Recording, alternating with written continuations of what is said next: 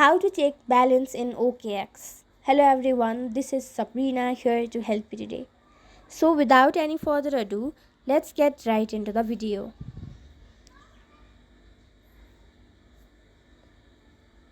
You can do this from both your web application or your mobile application. First, launch your OKX application.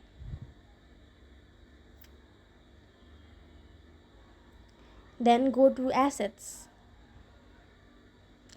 So after you have logged in this assets section, you will be able to see your balance. Since I do not have an account, I am not able to actually show you, but if you already have an account and want to see your balance in OKX, all you have to do is go to the assets section, and then there you will see several options like funding and trading accounts. You will also see recent transactions, and from there you will be able to get any information regarding your assets easily. So that's it. Thank you for watching this video. Make sure to like, share and subscribe to our YouTube channel. If you got any questions, comment them down and I'll catch you in the next one.